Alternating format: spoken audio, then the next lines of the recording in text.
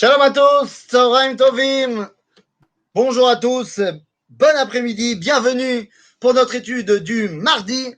Et donc, comme tous les mardis, on a l'habitude d'étudier Pirkei Avot. Et voilà, et je suis très heureux aujourd'hui, nous terminons le premier chapitre de Masechet Avot. Nous sommes donc au chapitre 1, Mishnah 18, Perek Aleph, Mishnah Yutret. Et nous sommes donc dans la dernière Mishnah du chapitre. Et cette Mishnah a l'air toute simple, mais en fait, elle recèle des choses extraordinaires. Alors, je vous propose que sans plus attendre, on rentre dans cette Mishnah. Rabbi Shimon ben Gamliel Omer, al shelosha devarim haolam omed, al adin, al האמת ועל השלום, שנאמר אמת, על שלושה דברים העולם קיים. On va y revenir. Tout d'abord, Rabbi Shimon ben Gamliel. Il y a une Mishnah, donc la dernière fois, eh bien, on avait vu que la Mishnah 17, c'était Shimon beno Omer. Misé Shimon beno, et on avait dit, est-ce qu'il s'agit de Beno Shel Hillel? Et à ce moment-là, eh bien, ça veut dire que entre il y avait Hillel, ensuite on a Rabban Gamliel, mais Rabban Gamliel et Hillel, il y a quelqu'un au milieu, c'est Shimon. Et donc, si on disait que Shimon, c'était Beno chez Hillel, eh bien, en fait, on aurait donc une Mishnah qui fait la transition entre Hillel et Rabban Gamliel. Mais il semble plus, dans le Pshat, on avait dit que Beno, Shimon Beno, c'est Beno chez Rabban Gamliel. Et à ce moment-là, eh bien, la Mishnah 18 qui nous dit Rabbi Shimon ben Gamliel, Rabban Shimon Gamliel, c'est Omer, eh bien, à ce moment-là, c'est le même personnage. Seulement, entre la Mishnah 17 et la Mishnah 18, il est passé Rabban. C'est-à-dire qu'il était Shimon Beno, c'est-à-dire que dans la Mishnah 17, ce qu'il nous enseigne, c'est quand il est encore Talmid, quand il est encore jeune, et que son père, Rabban Gamliel, est encore le Nessi à Sanhedrin. Et là, eh bien, son enseignement dans la Mishnah 18, c'est lorsqu'il est lui-même devenu Nassi à Sanhedrin et qu'il devient Rabban Shimon ben Gamliel. Rabban Shimon ben Gamliel vit une époque terrible. Une époque terrible parce que Rabban Shimon ben Gamliel vit l'époque de la destruction du Beth Amikdash. On va même aller plus loin. Il va mourir un tout petit peu avant la destruction du Beth Amikdash. Pourquoi ? Eh bien parce qu'il fait partie de la grande révolte. Il fait partie des Canaïm. Il est le chef du Sanhédrin et pourtant il fait partie des zélotes, de ceux qui prennent la révolte armée contre les Romains. Il y participe et il se fait tuer dans la révolte. En d'autres termes, il n'a pas vu la destruction du Beth Amikdash, mais il voit évidemment tous les événements qui amènent à cette destruction, même s'il ne l'a pas vu Befoal. On est dans cette ambiance-là. On est dans cette ambiance-là, et c'est comme ça qu'il va falloir comprendre notre Mishnah. Pourquoi ? Eh bien, parce que tout celui qui est, j'ai dit, il y a deux versions de la Mishnah. Il y a Al-Shlosha Dvarim Haolam Kayam. Ici, dans mon texte à moi, c'est marqué Al-Shlosha Dvarim Haolam Omed. On a les deux versions dans les manuscrits. Mais que ce soit Kayam ou que ce soit Omed, on ne peut pas ne pas tout de suite se poser la question du tout début de la Mishnah de Masechet Avot, lorsqu'il y avait marqué Shimon Hatzadik ou Aya Omer al Shlosha Devarim Haolam Omed. C'est-à-dire qu'on sait déjà que al Shlosha Devarim Haolam Omed, que le monde tient sur trois piliers, et on les connaît ces piliers. Nous avait dit Shimon Hatzadik, à la Torah, à la Avoda, à Gemilut Hasadim. La Torah, on a compris. Avoda, c'est Avodat HaMizbeach, Avodat HaKorbanot, c'est-à-dire les sacrifices. Et Gmilut Chasadim, c'est la bonté entre les uns et les autres. Donc, pourquoi j'ai besoin ici que Rabban Shimon ben Gamliel me dise encore une fois que Al-Shlosha Dvarim Haolam Omed, ou Haolam Kayam? Mais vu qu'on a des versions où il y a marqué Haolam Omed, ben ça ne fait que renforcer la question. Qu'est-ce qui s'est passé pour avoir besoin de déterminer quels sont les trois piliers du monde? Qu'est-ce qui a changé entre Shimon Hatzadik et Rabban Shimon ben Gamliel? Eh bien, Rabotai, je viens de vous le dire, la différence est fondamentale entre les deux époques. Et Tzal Shimon Hatzadik, c'est Bet Amikdash. C'est pas Stam Bet Amikdash, c'est Bet Amikdash Betifarto. Et Shimon Hatzadik, il y a encore là même la Shrina qui est présente. C'est les Shiare Knesset Gedola, on est dans les dernières bribes de la prophétie. Il n'y a plus la prophétie, mais on est vraiment sur la fin, donc on ressent encore la présence divine. L'époque de Rabban Shimon ben Gamliel, c'est 300 ans plus tard, à l'aube de la destruction du temple. C'est-à-dire que Rabban Shimon ben Gamliel voit le monde qui l'entoure être chamboulé complètement, puisqu'on va passer à un monde sans Mikdash, un monde sans temple, sans endroit où Dieu peut se dévoiler dans son monde. Il semblerait donc que les 3 piliers du monde qui étaient nommés par Shimon HaTzadik ne peuvent plus exister. Il nous faut des nouveaux piliers parce que c'est un nouveau monde. Comment ça, les 3 piliers de Shimon HaTzadik n'existent plus? Okay. Shimon HaTzadik avait dit Al Shoshat Dvarim Ha'olam Omed, à la Torah, à la Avoda, à la Gemilut Chasadim. Prenons le premier. À Torah. Aval Ein Torah. Zeu, terminé. Finito la comédie. Il n'y a plus de Torah puisque le Beth Amikdash a été détruit. Vous allez me dire, mais attends, mais n'importe quoi. Qu'est-ce qu'ils racontent leur fison là? Hein? Il n'y a plus de Torah parce que le Beth Amikdash est alors? Et c'est quoi la Mishnah, la Gemara? Toute la Torah qu'on a depuis la destruction du temple et jusqu'à aujourd'hui qu'on le reconstruise, Bezrat Hashem, Zeke'ilu Torah. Quoi? Le Rambam, Rashi, Zeke'ilu Torah? C'est pas moi qui le dis. C'est le Talmud lui-même. Le Talmud lui-même va nous dire à propos du verset de Yirmiyahu, de Megillat Eicha. Megillat Eicha, les lamentations de Jérémie qui voit la destruction du premier Beth Amikdash, nous dit ce verset incroyable. Malka vesarea bagoyim, ein Torah. Uneviea lo matzu chazon. Malka vesarea bagoyim, ein Torah. Lorsque la royauté d'Israël est en exil, et la destruction du Beth Amikdash, particulièrement à la deuxième fois de premier temple et aussi le deuxième temple, c'est également l'époque de l'exil massif. Donc on nous dit Malka vesarea bagoyim ein Torah. Lorsque le peuple juif est en exil, il ne peut pas y avoir de véritable Torah. Alors oui, il y a ce qu'on peut faire. On se débrouille.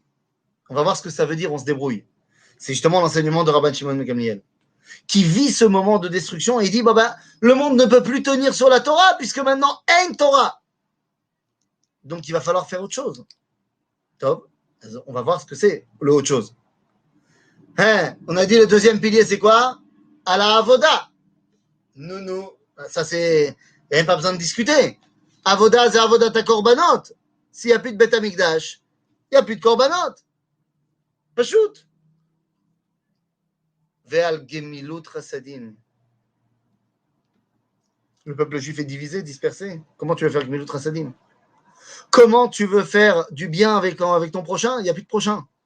Ah non, mais tu vas dire, il y a toujours des communautés. Dans la communauté, il y a la tzedaka de la communauté. Barour, c'est heureusement.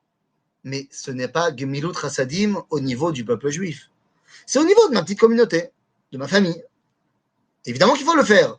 Mais ce n'est pas la tzedaka telle qu'on l'entend dans le sens que Kol Israël Arevim Zelazé. Il y a une dimension beaucoup plus amoindrie de la tzedaka. Et donc, Rabban Shimon ben Gamliel, voyant le monde qui l'entoure changer complètement, le Beth Amikdash allant vers sa destruction, il est obligé de dire à partir de maintenant, les 3 piliers qui soutiennent le monde, ce sont d'autres piliers. Quels sont ces autres piliers? Je reprends la Mishnah, nous dit donc, Al Shloshat Dvarim Ha'olam Kayam Ha'olam Omed, à la din, vers la emet, vers la shalom. À la din, à la emet, vers la shalom. Vous avez bien compris qu'on est obligé de faire une corrélation entre le premier et le premier ici, le deuxième et le deuxième, et le troisième et le troisième. On avait dit le monde il tenait sur la Torah. Avalayom en Torah. La seule chose qu'on peut rendre, c'est le din. Tu sais quoi c'est le din? Bien, c'est la loi. Tout ce qu'on peut garder de la Torah, Gemara,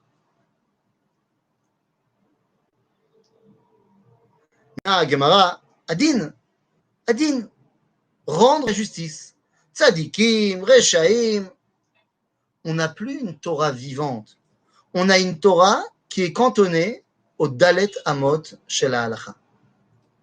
C'est une réalité terrible qui a été la nôtre. Terrible. Que pendant 2000 ans, la Torah s'est limitée à la Halacha.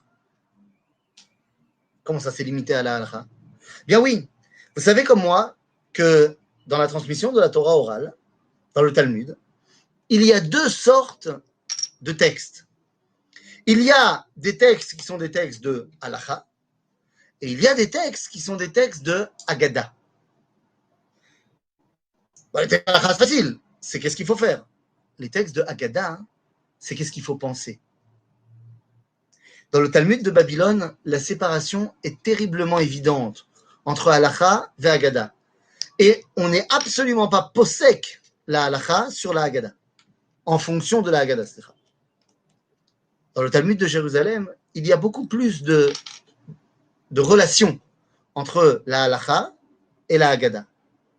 Le problème, c'est qu'à cause de l'exil, eh bien, c'est le Talmud de Babylone qui s'est imposé, et non pas celui de Jérusalem. Résultat des courses, dans son écrasante majorité, et je mets Torah ta Kabbalah mise à part, eh bien, la Torah, pendant l'exil, s'est cantonnée à nous expliquer ce qu'il fallait faire. Et a oublié de nous expliquer comment il fallait penser. Ça, c'était l'apanage de Chachmei Achsod, Chachmei Kabbalah, et qui commence, Baruch Hashem, à redevenir prépondérant, où on recommence à se poser des grandes questions de Emouna avant de se poser les grandes questions de Halacha. Ça ne veut pas dire qu'il ne faut pas se poser les questions de Halacha, évidemment qu'il faut se poser la question de Halacha, mais il faut ramener la Torah à sa dimension grande. Et c'est ce qu'on ne pouvait pas faire en exil, ce qu'on commence à pouvoir faire aujourd'hui. Il y a une phrase magnifique qui était une phrase de Rabbi.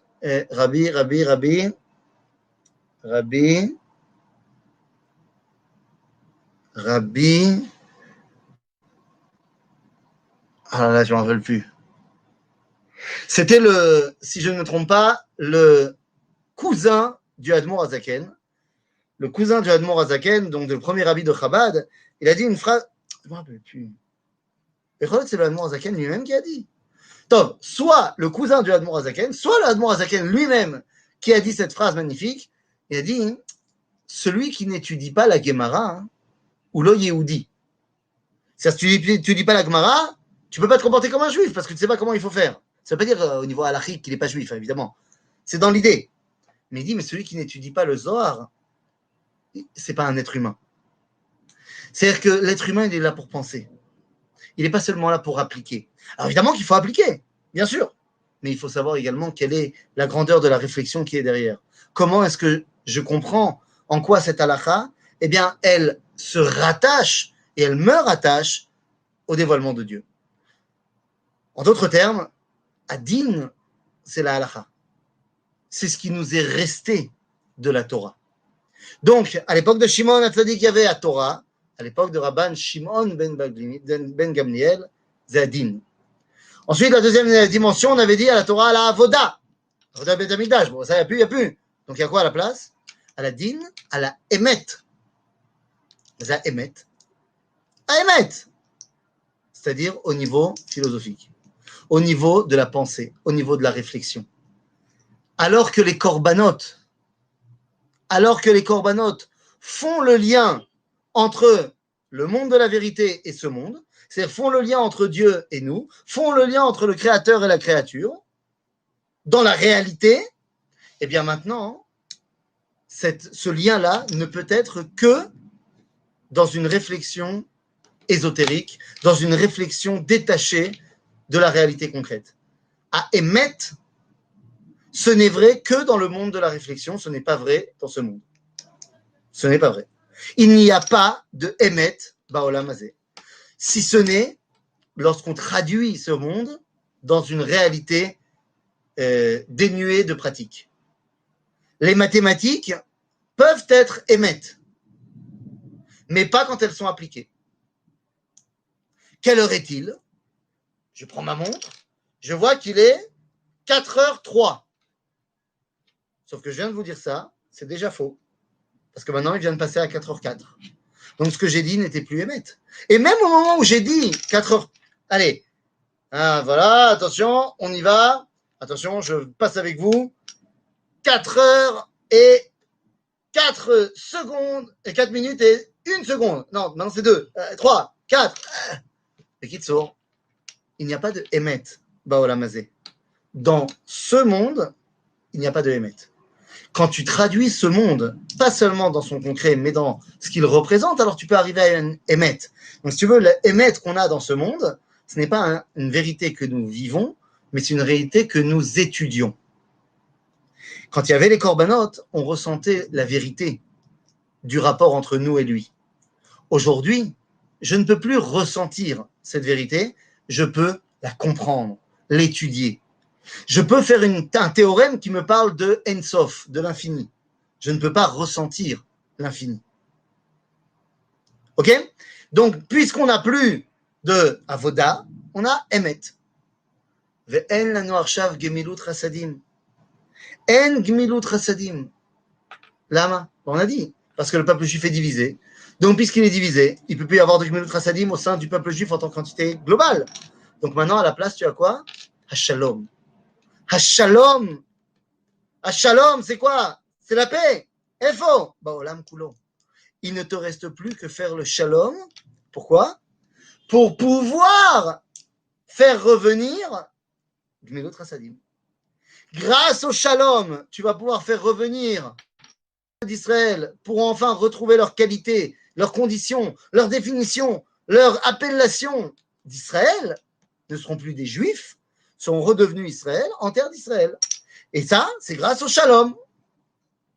Ben oui, il y a eu la guerre de 17, enfin de 14-18, qui a amené finalement à la shalom et à la SDN, qui a accepté la proposition de la déclaration Balfour que les Juifs puissent revenir en Israël. C'est l'ONU qui fait le shalom qui a permis de développer encore plus le fait qu'il va y avoir un pays pour les Juifs dans sa résolution de 1947, je raconte. Donc, à Shalom, c'est ce qui nous permet d'avoir Kibbutz Galouyot, qui donc nous permet d'avoir Gmilut Chasadim. Agav, qui nous permettra également de faire, et c'est ce qu'on fait aujourd'hui, qui nous permettra de faire Gmilut Chasadim avec le monde entier, en tant que peuple juif, d'amener du chesed au monde entier. Et pour ça, il faut que tu aies d'abord une assise véritable. Donc, c'est quand il y a le shalom que Israël peut retrouver son identité, et donc il peut se réattacher à faire Gmilut Chasadim. Donc, nous dit Rabban Shimon ben Gamliel, pour le moment, il n'y a plus Torah, plus Avoda, plus Gmilut Chasadim. Donc, il y a pour l'instant Din, Emet, Veshalom. Tov? Donc, puisqu'il y a maintenant Din, Emet, Veshalom, eh bien alors, très bien. Sauf qu'aujourd'hui, nous commençons à redevenir la génération qui revient vers l'époque de Shimon HaTzadik. Nous avons retrouvé notre Torah, puisque ça y est, Malka Vesarea Lo Bagoïm, parce que le peuple juif a retrouvé sa malchoute, son identité nationale, son indépendance nationale. Donc on n'est plus Bagoïm, donc Yesh Torah. Donc on a retrouvé la Torah. Gmilut Chasadim, ben voilà, Kibbutz Galouyot, ça y est, on est en plein dedans. Et on peut enfin, donc, non seulement entre nous, vous avez entendu parler du Bitoar Leumi. Le Bitoar Leumi en Israël, c'est la tzedaka la plus grande de l'histoire. Et enfin, Am Israël a pu refaire également Gmilut Chasadim envers d'autres nations. Dès qu'il y a une catastrophe naturelle, on est les premiers sur place, et on aide également dans toutes les technologies, et on a permis à avoir des pays d'Afrique qui n'avaient pas d'eau, à développer de l'eau grâce au goutte à goutte, et ainsi. Kitsour, Gmilut Chasadim. Ah, il manque encore Avoda. Il manque encore la Avoda. On n'a pas encore terminé de ramener la Mishnah à l'époque de Shimon HaTzadik. Il nous manque encore cette dernière partie. Bezrat Hashem, que cela ne tienne. Et une fois qu'on a fait ça, alors on peut comprendre. Sheneemar emet ou mishpat shalom shiftu beshe'arechem. C'est-à-dire que pour l'instant, du moins, à l'époque de Shimon HaTzadik, de Rabban Shimon ben Gamliel, durant la période de l'exil, le monde est comme une espèce de, on va dire, de grande chambre avec une porte. Et la porte, quand elle est ouverte, C'est ce que dit également le Ramchal dans Mahamar HaGeoula. Lorsque la porte est ouverte, eh bien, il y a une grande lumière qui passe au travers de cette porte ouverte. C'est pour dit le Ramchal dans son Mahamar HaGeoula que lorsque la porte est ouverte, c'est la période de la Géoula. Lorsque la porte est fermée, c'est la période de l'exil. D'où vient la lumière? Il dit il y a des chalonotes. Chalon, c'est moins lumineux qu'une porte, qu'un grand portail ouvert. Donc on nous dit Emet ou Mishpat Shalom Shiftu Besha'arechem. La porte elle est fermée, mais la porte elle est là. Et donc si la porte elle est là, eh bien Bevo Azman elle peut s'ouvrir. J'ai envie de te dire la porte en fait elle a 3 serrures. On en a déjà ouvert 2. On a ouvert la serrure Torah, on a ouvert la serrure Gemilut Hasadim. Il ne nous reste plus qu'à ouvrir la serrure Avoda en construisant le Beth Amikdash. Et à ce moment-là, on pourra revenir à l'époque de la Shrina qui se ressentira dans ce monde. Et à ce moment-là, le din ne sera plus seulement un din de halacha, mais également un din de marshava. La émet, la vérité ne sera plus seulement ressentie de manière abstraite, mais sera ressentie de manière concrète. Et enfin, le shalom sera un shalom mondial. Et on est sur la bonne voie. Amen. Kenye Ratson. Chazak u'baruch, Sioum, Perek Aleph, on vient de terminer le premier chapitre de Masechet Avot. À bientôt les amis.